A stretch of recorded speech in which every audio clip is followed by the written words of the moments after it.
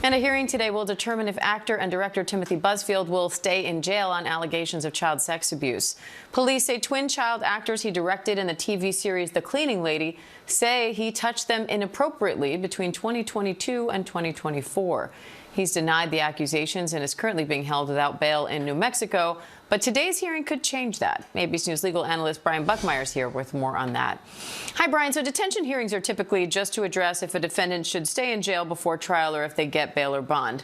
But you say it seems like the defense here is trying to argue Busfield's innocence. Why do you say that, and what happens if they do?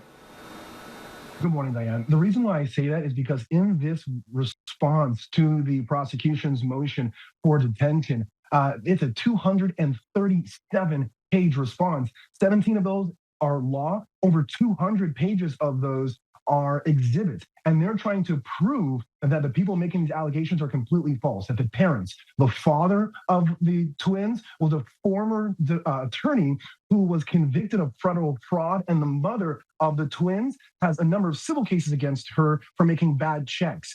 Also, that this was already investigated and debunked. They're putting all the facts out in front, almost creating a trial before trial even starts.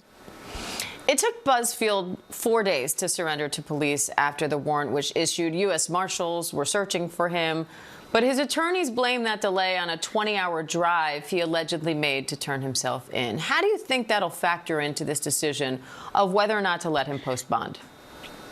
Yeah, so we've seen the prosecution already make the argument in their motion saying that this delay in turning himself in would show that he's a flight risk, but the defense confronts that. And I kind of side with the defense here. I know I'm a defense attorney, so I'm somewhat biased, but they were saying they were trying to coordinate having Timothy Busfield come in and turn himself in, going from upstate New York, close to where I'm actually right now, and driving across 7 or 8 states to go to New Mexico to turn himself in because he didn't want to wait through the process of being extradited. I mean, I know it's a different story, but look at what's going on in Illinois and Ohio, where a vascular surgeon is waiting days to go across just one state, Indiana, to go to Ohio because he's accused of murdering a dentist and his wife. Going that far without proper coordination would be extremely difficult, and he took it upon himself to turn himself in. That, to me, would suggest he's not a flight risk, but prosecutors are arguing differently.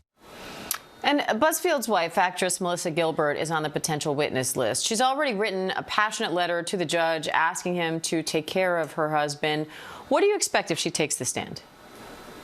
If she takes the stand, I expect this to be a character witness or in some way, shape, or form, if she was on the set at particular times where these allegations existed, to say that she didn't see anything. But I don't think she's going to be the strongest of witness for the factual portion of this argument that he should not be detained. I think they're going to look instead, the defense, I mean, when I say they, is going to look instead at this independent investigation done by Warner Brothers when allegations first came up. They're also going to look at the credibility of the individuals who are making these statements and the people that push back on the fact that these actions never happened on set. I know they're expected to be almost a dozen witnesses testifying. This is somewhat unusual for a detention hearing, but they believe they have the facts not only to push back on the detention, but on this case in the court of law and the court of public opinion.